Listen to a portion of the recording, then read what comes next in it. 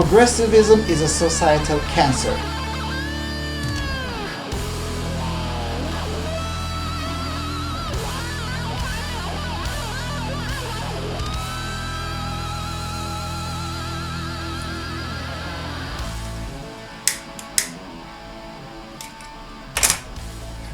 Hello everyone, welcome to the Freedom Alternative. Let's talk about British politics for a little bit.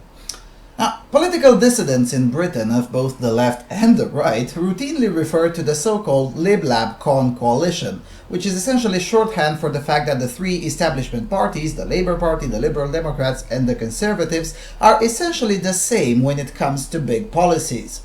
Now, it's not the purpose of this video to argue whether the Lib-Lab-Con coalition is real or not, but I have to say that when it comes to gynocentric or feminist policies, as well as when it comes to ass-kissing the European Union, the three parties are indeed quite similar. But not identical though. There's various degrees of insanity within these three parties, and on sexual politics, the Labour Party definitely takes the cake for absolute levels of insanity. Now, for those of you who aren't news junkies like me and who don't live in the UK, there is a guy in Britain who stands a great chance of being the next leader of the Labour Party. This individual can actually make Bernie Sanders look good, politically speaking. Everyone beat Comrade Corbyn, an even more genuine hardcore Bolshevik totalitarian, the kind of Bolshevik that Sanders can only aspire to be.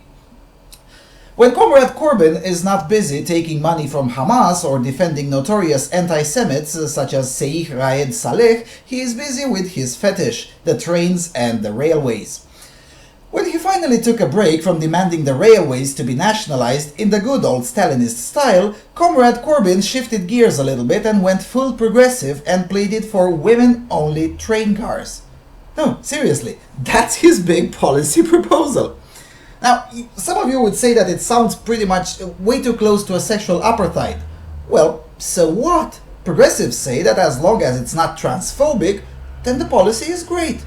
Or in the words of the far-left activist masquerading as journalist Rahila Gupta, if there is a demand that it makes women feel safe, then it's a good idea. Now, although I think it should be obvious what's wrong with that line of thinking, it still needs to be said. What if there's a demand for, I don't know, a black-only train? It makes blacks feel safe, so it must be a good idea, right? Jesus Christ. The BBC also lets us know that the policy has already been adopted by a plethora of progressive nations such as Mexico, Japan, India and Indonesia. Now, I haven't studied the situation in Mexico, but in Japan, India and Indonesia, it has been adopted as a result of a mixture of largely unfounded moral panics and rampant gynocentrism that runs through these institutions. Japan and Indonesia are also amongst the nations that force employers to award menstrual leave to female employees, a policy which is favored by some feminists in Europe as well. Unfounded moral panic and rampant gynocentrism are also the reasons for which Comrade Corbyn wants the same policy in Great Britain. The headlines of major newspapers say that the number of sex offences on trains and at stations have increased by 25% to record levels in Britain. Now, presumably they mean sexual offences against women, because sexual crimes against men don't count anyway. Now, a rise of 25% sounds really bad, doesn't it? But wait, hold on. What does it say here? The British Transport Police recorded 1,399 sexual offences in 2014-2015 in England, Scotland and Wales, up 282 on the previous year. So it is indeed a rise by 25%. But is it really such a huge phenomenon that warrants policies that are akin essentially to sexual apartheid? Now, let's do that oppressive thing called mathematics. Let's put that number into perspective. For instance, only in the London subway system, around 1.25 billion people travel each year. Now, of course, that doesn't mean that physically 1.25 billion different people travel each year, but you get the point. So if we take that number and if we assume that all these crimes happen in the London metro, the chances of actually being assaulted when we put the number into the proper perspective are so minuscule that we have to reach to the 4th decimal to even detect something over 0. But since the BTP says that the 1399 numbers applies to the entire England and Scotland and Wales, the real chances are actually even smaller than that. Now, the feminists are usually experts on pulling numbers out of their big asses. One such number is the claim that 90% of sexual assaults don't get reported. Now, in a sane society, on the sane part of the planet, such a number can never be calculated unless one uses, well, feminist mathematics. But even if we are to take that number at face value, we still end up with a minuscule rate. In plain English, sexual offenses on trains and at stations in Britain is such a minuscule problem that the idea of spending tons of resources and disrupt everyone's lives to tackle it is an idea that can only come from a Marxist feminist mind. Or maybe not. Some critics have suggested that the Conservative Parliamentary Under-Secretary of State for Transport, Claire Perry, may be indeed the source of this policy, as she stated in public last year that she would consider such a measure because she felt unsafe one day when she took the public transport.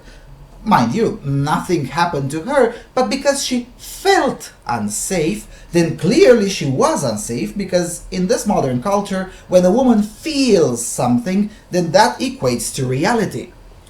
And speaking of feelings, since we also recently learned that women are also subjected to an air conditioning patriarchal conspiracy because they feel temperatures differently, maybe if Comrade Corbyn gets his way, they could finally adjust the air conditioning in women's cars to non-patriarchal levels.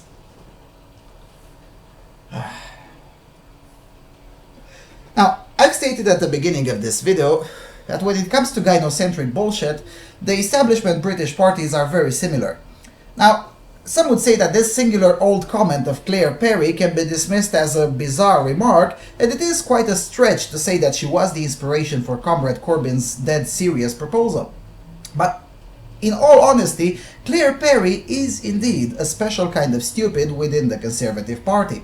Claire Perry is also at the origin of the porn block policy, which now makes Britain the 3rd largest nation on earth to employ national firewalls, after stunningly progressive nations such as the Maoist People's Republic of China and Ayatollah Khomeini's Islamic Republic of Iran. All for protecting the children, of course. You see, it's all for the greater good. The greater good. Now, some of you out there may say that Comrade Corbyn is quite a laughingstock even in some corners of the left. And sure, there is some truth to that, although the party's base seemed to be a staunch supporter of this old Bolshevik. And he is also endorsed by the biggest party donor. But you know what, let's assume that Comrade Corbyn is isn't really so serious and not a serious contender to the party's leadership. But that doesn't mean that sexual apartheid is now completely out of the table in the Labour Party, not even by a long shot. Because you see, Comrade Corbyn competes for Labour leadership with the younger version of Harriet Harman, namely Yvette Cooper. Now, maybe I should have said Harriet Harperson? Anyway, Yvette Cooper is so progressive that she thinks boys and girls should have separate curricula, with boys being taught the ideology of feminism by force and as a mandatory condition for graduating elementary school. Seriously, I'm not joking. More recently, in an interview, she also referred to trains, roads and planes as boys' toys. Because we all know that infrastructure, which is built, operated and maintained through the back-breaking work done almost exclusively by men, we all know that all of that is just boys' toys and it is irrelevant and it's just, you know, petty play for those big men.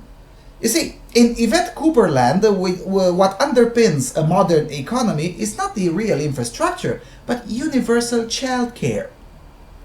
Now, I could try to waste the time to explain how a well-maintained infrastructure actually benefits women more than men, since it's women who partake in consumer spending a bit more, and so on and so forth, but what would be the point? These lunatics are just way too out of touch with reality.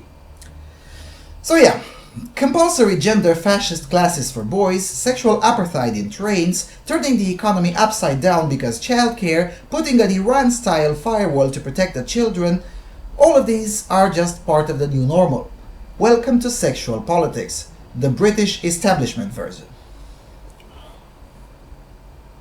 Anyway, with that being said, don't forget to subscribe, follow me on Twitter at FreedomAlternat, and maybe, just maybe, throw some shekelim through Patreon or through the link below.